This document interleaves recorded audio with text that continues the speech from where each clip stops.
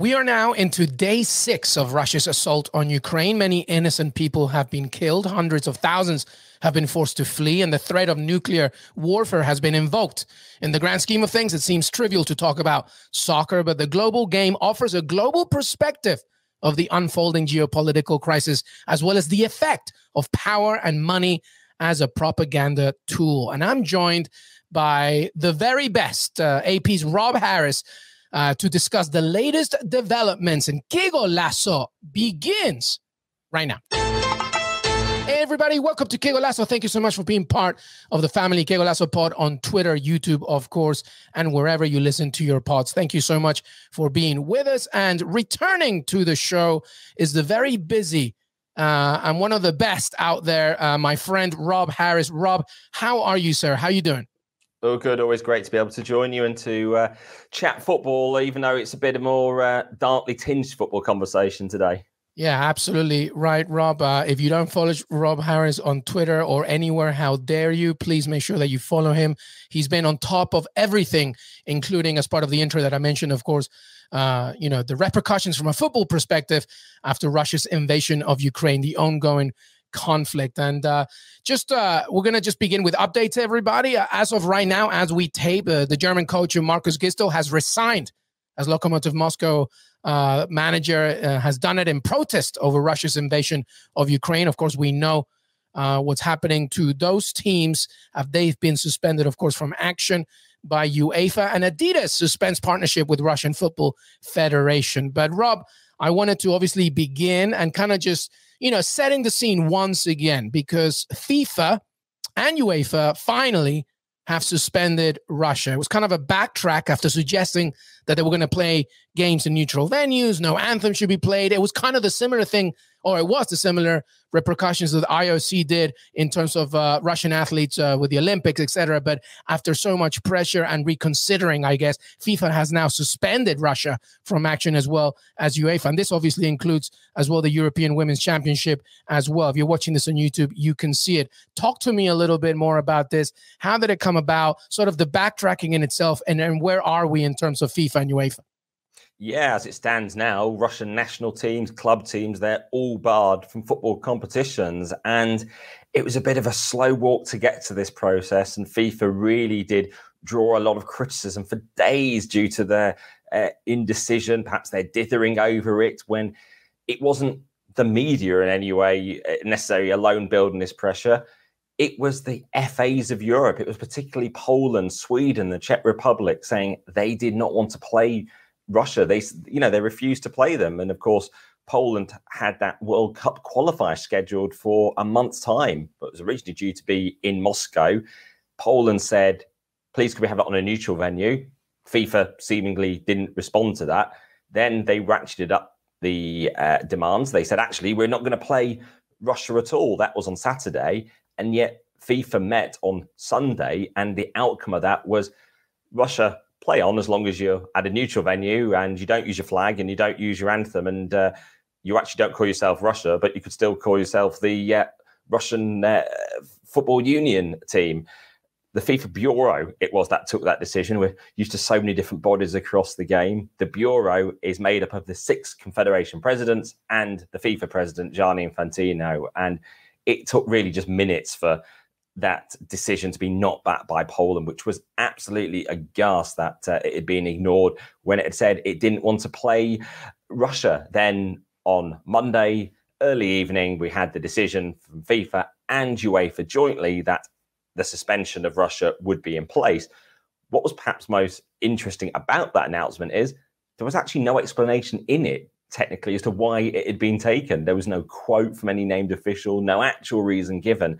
What it did follow was the International Olympic Committee saying earlier on Monday, advising all sports to bar Russia from international competitions.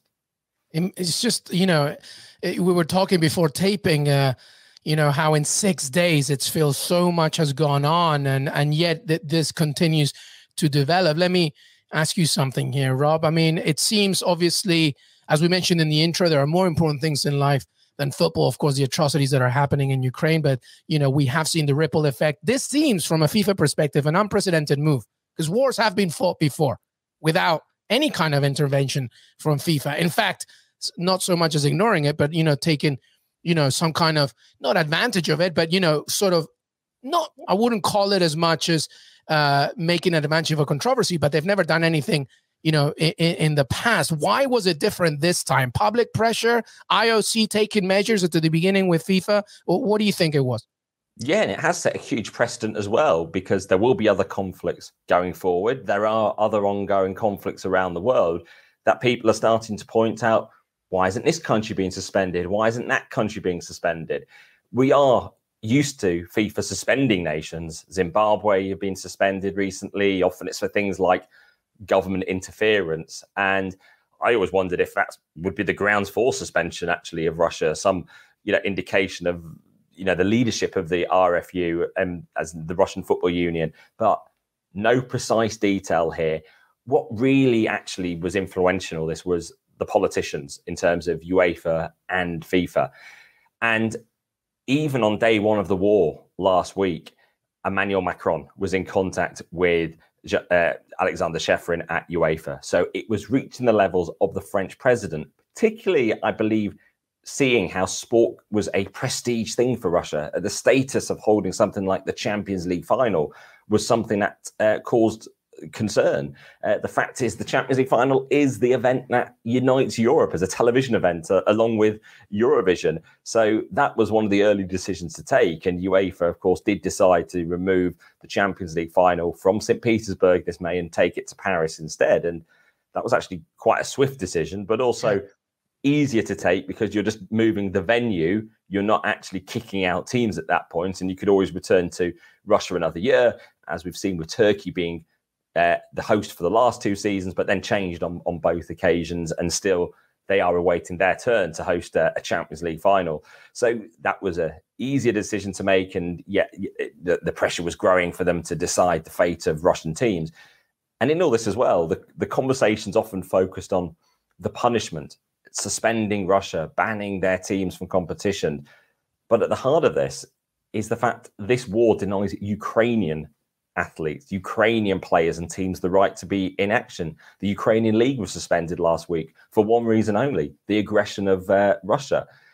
Shakhtar Donetsk have not been able to play at their home stadium since 2014 for one reason: it was being shelled by Russian-backed separatists in the Donbass region. So this is what the war, the fighting, has done. It's denied those players the right to compete. And UEFA in particular have spent time in recent days trying to work on evacuating players out of Ukraine, those who were stuck there, those we've seen from Shakhtar playing elsewhere in Ukraine in recent years, taking to the bomb shelters, evacuating to basements effectively that they are in Kiev. So that has been, the humanitarian and welfare concern against the backdrop of all of these talks about what happens to a football team. And, as it stands now, Russia obviously now ostracized from the world of football. Yeah, tragic news indeed. You mentioned, of course, the impact it has on Ukrainian citizens, including the athletes and the players. I wonder, could we see individual athletes, Russian ones, Denis Cheryshev, for example, also being banned, do you think? It's looking like it's very much focused on Russian teams and the Russian national side at this moment, allowing them to continue playing for their clubs outside of Russia. It's probably more of a focus than this on the world of tennis. Actually, does tennis allow the Russian stars to continue playing? Yeah. Tennis being obviously particularly individual sport, and they're not competing as Russia as often. So sports will now be grappling with this. The ruling from FIFA and UEFA relates to national teams. The advice from the IOC also relates to those athletes competing under the flag of Russia. So it might be more of a technicality how they are competing at these non-footballing events. And we have things like the Paralympics still to come as well at the end of this week starting. It's something to note, even all around this, is Russia are now out of qualifying for the Qatar World Cup unless something dramatically changes in the next few weeks. Russia as a team was actually going to be potentially banned anyway from this World Cup, or certainly not competing as Russia, because Russia is already subject to world anti-doping sanctions. So that's why at the Olympics in Beijing and in Tokyo, they were competing as the ROC, the Russian Olympic Committee team, because they can't be known as Russia due to the ongoing sanctions. What are they for? Not even for the actual doping scheme that was in place, particularly, as we all know, around the 2014 Sochi Olympics and other sporting events too. They were being punished for the cover-up of the cover-up. They were obstructing the investigations in recent years, the attempt to fully uncover the extent of the laboratory manipulation and samples being tampered with of athletes. So that was why Russia was being subjected to this ban, because it corrupted sport. It was cheating on a large scale, the sports world. Now we have the additional layer of a renewed aggression of the state itself. So much distrust of Russia in the sports world, legitimately from investigations, and now this military aggression. And the last World Cup was in Russia in 2018, which is, unbelievable to think that, because it wasn't that long ago. Of course, I wanted to ask you about the relationship between Infantino and Putin, because it has been visible, at the very least, sitting together at the World Cup, etc. We all know, that they were the host. And of course, there is controversy of that too, but we won't get into that. I'm more interested in Infantino's point of view, perhaps the reluctance to call out Putin. What is the nature, at the very basis of it? What is the nature of the relationship? Yeah, and it's what we expect of a sports leader and a national leader. And too often when he's in the orbit of a national leader, particularly sometimes those more authoritarian leaning ones, he displays misjudgments of his own character by not dealing with that just purely as a business-like relationship, delivering the event. And let's remember, he inherited the 2018 World Cup. It was a vote that took place in 2010. He'd only been UEFA General Secretary for a year at that point, and he only became FIFA President in 2016 when everything was well advanced. And we were 2 years into the annexation of Crimea and the Russian-backed separatist involvement and in Donbass region as well. So that was something that FIFA hadn't addressed. But it was his effusive praise of Vladimir Putin, not just meeting him, but actually saying we're on the same team and praising how this is a new Russia and effectively saying everyone's got Russia wrong completely, and overlooking not only the aggressive moves in taking over territory in Ukraine, but also in 2018, we already had the doping investigations at this point. We already had Professor Richard McLaren. We already had all the details emerging from the manipulation of sports. And we had Rodchenkov, the former anti-doping official turned whistleblower, who was actually one of the masterminds involved in actually implementing the doping. And yet still Gianni Infantino would not criticize Russia. And, he received this Order of Friendship medal in 2019, I believe it was a year after the World Cup, from Vladimir Putin. Again, perhaps he could have maintained a distance. It might have been seen as a snub had he, rejected it. But so often his language around Putin, and I actually put it to him a few days before the end of the World Cup final in 2018 in Moscow at the closing press conference, when he talked about being on the same team as Putin, of Russia. And I said, do you think these people would agree? The victims of MH17, the plane shot down by Russians over Ukraine in 2014, the victims of, the annexation of Crimea. What did he say?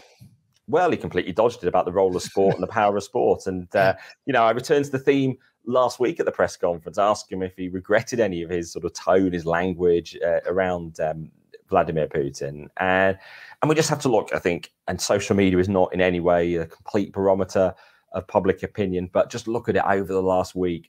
And Infantino's own relationship with Putin has brought regular football fans out there posting images of him so close to him and revisiting some of those comments that he made. And the receipts are there. Yeah, exactly. So let me ask you this before we move on. I guess this is more opinion based, but assessing Infantino himself, because we all know, of course, what happened with Sepp Blatter as well, his predecessor. Do you think that Infantino at this point has done a better or worse job than him? Where are we heading with FIFA?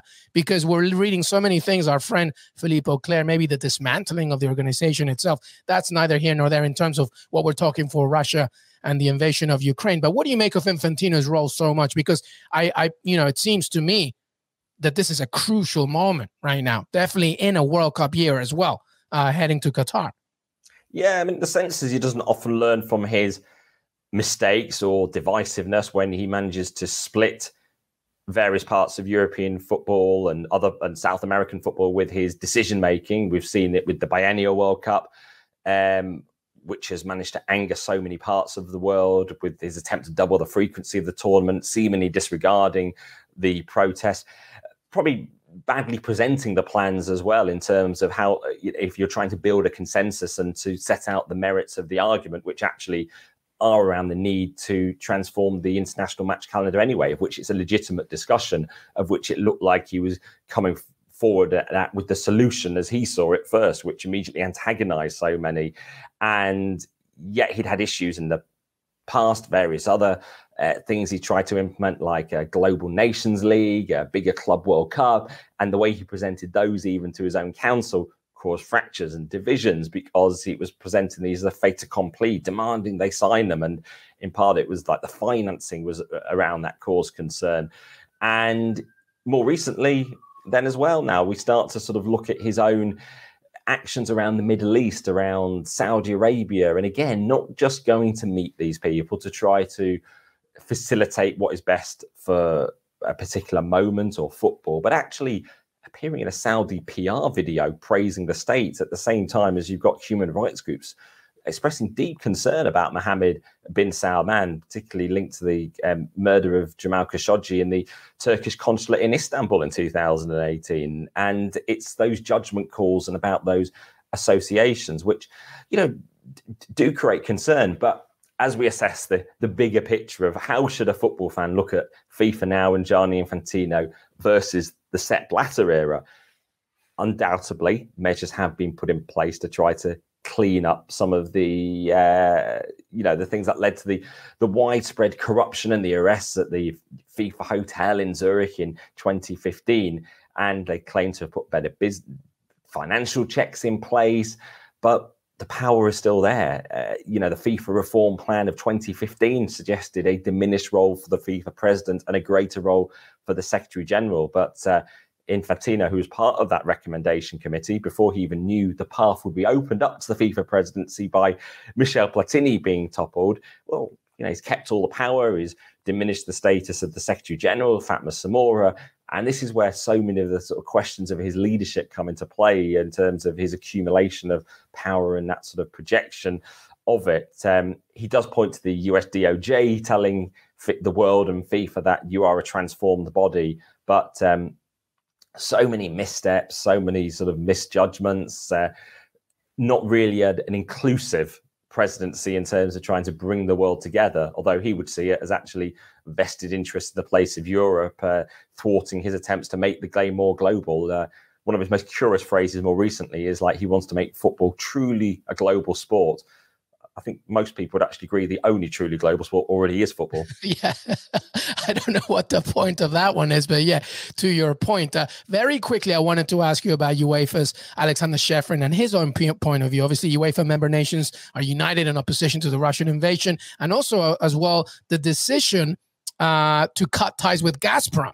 How significant do you think that is? And, will it last, I guess? Because obviously, much of it or all of it is in accordance to what's happening right now with Russia and Ukraine. Yeah, well, as it stands now, the UEFA Executive Committee does feature a Russian, Zhukov, who is a Gazprom executive. So UEFA hasn't fully cut ties with Gazprom, yet it has cancelled the sponsorship. Even a week ago at the Champions League games, we saw the Gazprom adverts there. A lot of people raising sort of slight alarm and disquiet and unease the fact Gazprom still had a high-profile status at Champions League games, even as Russian troops were amassing on the border, preparing to go in on their Thursday. It took some days for UEFA to work out a way of, deciding with the lawyers to cancel that contract. And now they had this issue still of the Gazprom executive on the executive committee. But, they were swift in taking the Champions League final off St. Petersburg. Alexander Shevchin has had meetings over the years with Vladimir Putin. We don't necessarily hear him sort of lavishing that praise in public. It's those images we see. And it's one of those latest issues that UEFA have had to try to deal with just less than a year after the Super League breakaway attempt that he managed to sort of quash and to thwart. Is front and center, certainly, Alexander Shevchin, in having to deal with these far bigger matters at times, or matters that actually just go beyond football. And this has certainly been a challenging moment. And they've still got a decision to make over the Women's European Championship, because if this suspension does stay in place until July, then Russia will be banned from taking up their place in England for the Women's Euros. The fact is, actually, the statements from UEFA and FIFA don't actually name Russia directly being booted out of World Cup qualifying or the Women's Euros yet. It's in part assumed, in part briefed, in the sense of Poland are going to get a buy into the next round. But they do leave that slight area open, I would say, for actually the situation to change, although it doesn't look that hopeful at the moment that there's any sign of de-escalation. Yeah, and obviously from the women's perspective, England, the host, has said, no way, we are playing you. So you would think that it would be a bit of a puzzle to have the host welcome them when they don't want to in the first place. We're here with Rob Harris, who's all over, of course, these very urgent and very important news as the ripple effect of football due to Russia's invasion of Ukraine. We're going to take a break here on Qué Golazo. When we come back, we'll focus a little bit more on things from a Premier League perspective, including, of course, Chelsea and Roman Abramovich. So, Qué Golazo, Rob Harris, LME. We'll be right back. Welcome back, everybody. Qué Golazo here. We are discussing the impact that Russia's invasion of Ukraine has had on the game. And Rob, I wanted to talk a little bit about Roman Abramovich. Obviously, these are developing news, and we have to be careful about exactly, how these are being presented, and also, judging it based on all the statements, or at least the multiple statements that Chelsea has already come out with. Let me ask you straight away, just because one of the first ones was obviously that statement regarding about Roman Abramovich leaving the stewardship and care of Chelsea under their foundation. What effect, if any, does his relinquishing stewardship and care of Chelsea have on the club? Well, what's the latest on that? Well, the best way of looking at it is who owns Chelsea Football Club at the moment? Roman Abramovich. Has anything changed in terms of the ownership or control of Chelsea Football Club since the weekend? No. So there's a lot of questions raised from that statement that dropped out of the blue on Saturday night. Well, I say out of the blue. The pressure had been growing, led from the British Parliament, for Abramovich to sell Chelsea. So there was some pressure on him to actually act and say something. And it seemed his attempt to distance himself from the club and perhaps to take the heat immediately off him was to say that he would be handing over the care of the club, the stewardship of the club to the trustees' foundation board. And yet it was something that was presented to the trustees, and we still haven't actually heard from them that they actually accept it. And who are these trustees? Well, actually, the chair of the trustees is Bruce Buck, who's also chairman of Chelsea Football Club. Also, Emma Hayes is on the trustees. She's the women's team manager. We've also got the financial director of Chelsea. So there is not some great distancing of Chelsea from the existing structures by having this foundation board in place running the club. And even then, we don't know actually the precise wording of what this means, because the way he phrased it, which is the stewardship and care of the club being placed with the foundation board, well, these aren't legally enforceable terms. They're not defined in British law in terms of how you run a company. Abramovich did not say in this statement on Saturday that he would take no part in decision-making. He would be nothing to do with any decisions. And the vagueness meant that actually it's still being brought up in the British Parliament on the day we're recording. The fact is, one of the MPs still talking about Abramovich needing to sell the club. He previously said in the House of Commons last week, referencing Abramovich being of interest to the government due to his links to the Russian state and his public association with corrupt activity and practices. Abramovich would deny wrongdoing over his wealth and his business practices, but this was said using parliamentary privilege, which means MPs have the freedom to be able to make these accusations but without fear of consequence legally, and allows them to be able to discuss openly in Parliament things that are of concern to them. And we also heard from this MP that apparently Abramovich is looking to sell homes in London, which it suggests he's trying to divest his business interests. But the Charity Commission in England, it's a regulator looking after and regulating charities, is looking into this plan to hand over the stewardship and care of the club to the trustees, and the trustees have also asked for them to look into the matter as well, because it's not a simple thing. And as it stands now, Chelsea themselves have said nothing as a club about what this means. We did actually hear from Chelsea on Sunday about what they called the conflict in Ukraine. It didn't mention Russia, didn't mention the aggressor in it, obviously in their hope for peace and their desire for a resolution. And then another factor in all this was a statement from Roman Abramovich's spokesperson saying that the Ukrainian side, crucial term side, had asked for Abramovich to try to help and bring a peaceful resolution to this, and that he was obviously willing to be able to help. Perhaps some of the headlines extrapolated that too far as believing it was a Ukrainian government request. Maybe it was the government, but we haven't had anything to back that up. We haven't heard who necessarily, how deep these talks go. He wasn't seen at those talks in terms of the images that took place that we saw in Belarus between Russia and Ukraine on Monday. And Abramovich has tried to distance himself from politics, distance himself from any influence from Vladimir Putin at all. So unclear exactly how he might be able to take on such a role. But certainly Abramovich is front and centre, because the British government has been talking even increasingly more about sanctions, sanctioning Russian individuals. And Abramovich himself hasn't had the passport since 2018, because in the aftermath of a poisoning that Britain blames on Russia in the English city of Salisbury of a former Russian agent, the British government started to clamp down on wealthy Russians in the UK back then. And in that environment, Abramovich did not seek to renew his visa. Yeah, I mean, there's so much here to get into, but in connection to one of the points that you just made regarding, of course, his own people stating that at the request of the Ukrainian side, Abramovich is going to go there to try and figure things out. Let me ask you here, because it sounds like it's something caught between a rock and a hard place. Because does Abramovich owe it to the world because of this statement? Because it comes from his people. Does he owe it to the world to say his stance on what's going on? And with that, can we realistically expect him to either criticize Putin or actually do something from this? Because it didn't, it wasn't a report. It came from his people saying at the request of the Ukrainian side, he's been asked to talk about it, even though, to your point, he's been looking to distance himself from politics. What do we expect? What do you think, at least, what Abramovich's next steps, I guess? Well, we did hear from the Deputy Prime Minister of Britain, Dominic Raab, who was asked about Abramovich not condemning Russia, not condemning Putin. And Dominic Raab said, every right-thinking person should denounce what Putin has done.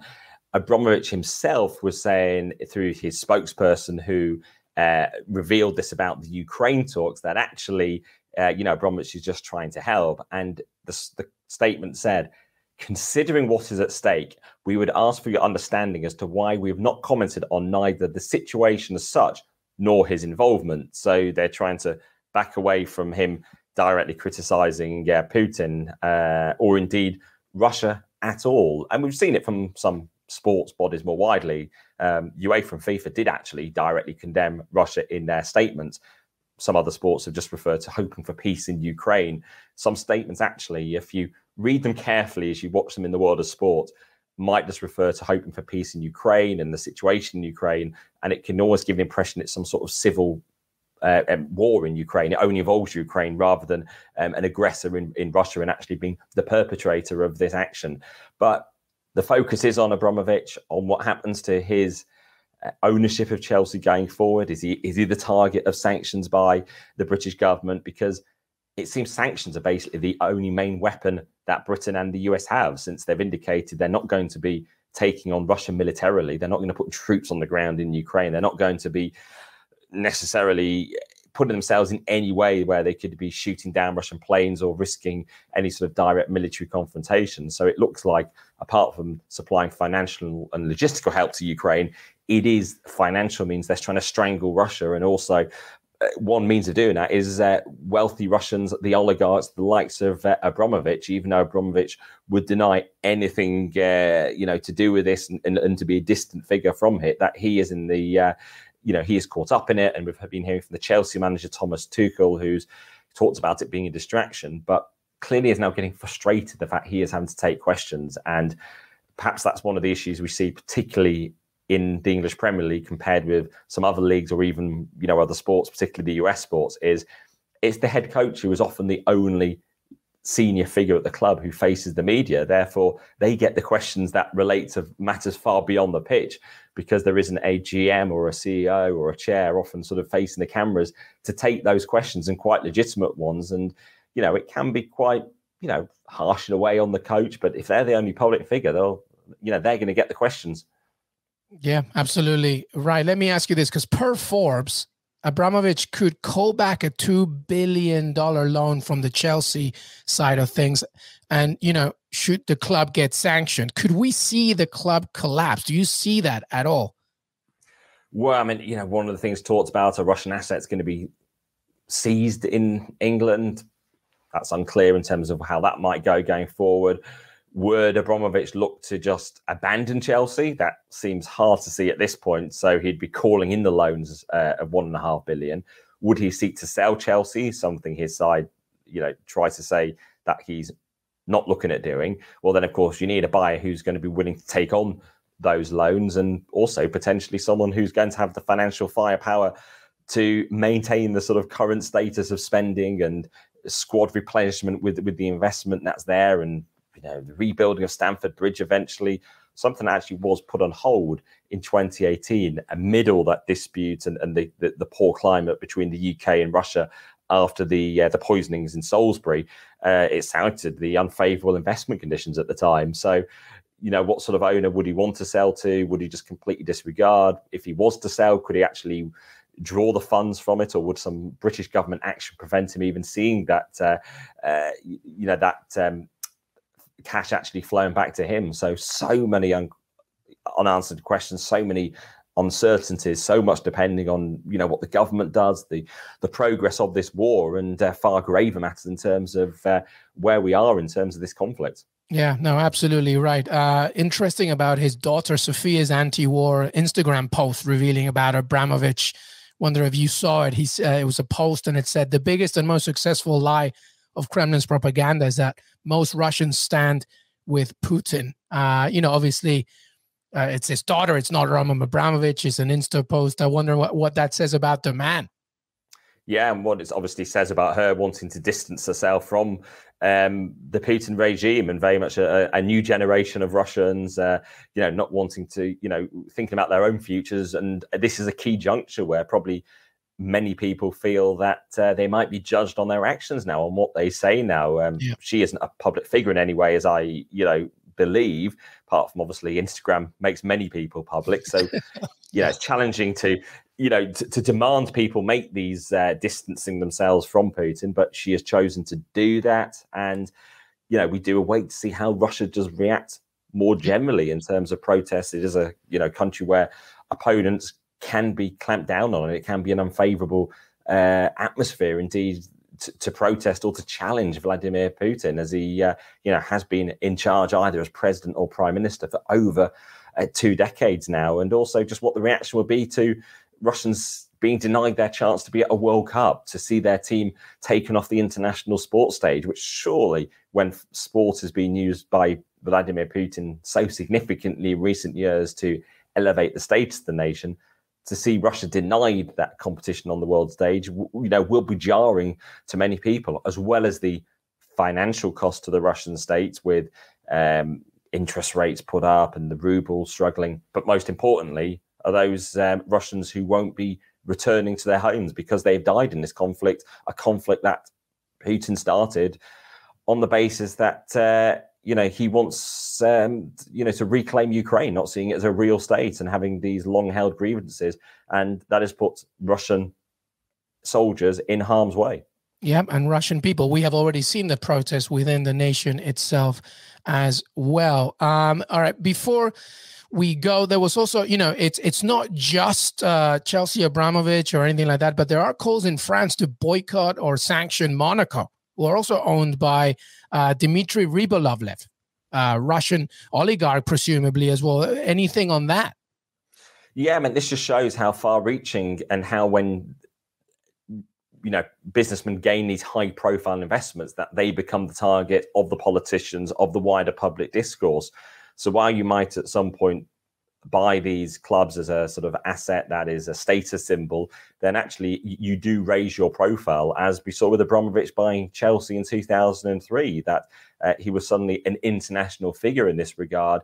And, now it'll be interesting to see what sort of protests there are greeting Monaco games and what sort of pressure that does put on him. There's been sort of varying levels of investment there in recent years. So this just shows how sport is very much the front and center of the wider reaction to this war, and also how you actually do punish Russia as a state at this point. And, as we see increasingly more and more sports as well, choosing to focus on how they react to the Russian state. I mean, it's obviously really unusual in a way. This is a football show, often talking about the highs of things like the Champions League and the joy people get, and tactical discussions and debating where players might move to and where the transfers might be in the next transfer window. But it just shows the fact that we can't escape all these far graver geopolitical matters when they intersect with football so much, when we see money put into football from the oligarchs. Rightly so, Rob Harris. Only a few weeks ago, we were talking about the return of the knockout stages of the Champions League, and look how much has happened already. Before we go, Rob, to your point about, this reaction, what's going on, the impact, I guess, of sports washing in the Premier League, European football does remain pretty high. We're talking about, not just, what's going on right now, but also like the Abu Dhabi, Saudi Arabian impact, Abramovich control of some of the sports' biggest clubs. Can the sport unfurl itself from, quote unquote, dirty money, I guess? Where do you see it? Because sometimes I feel, especially the Premier League, turning a blind eye to it.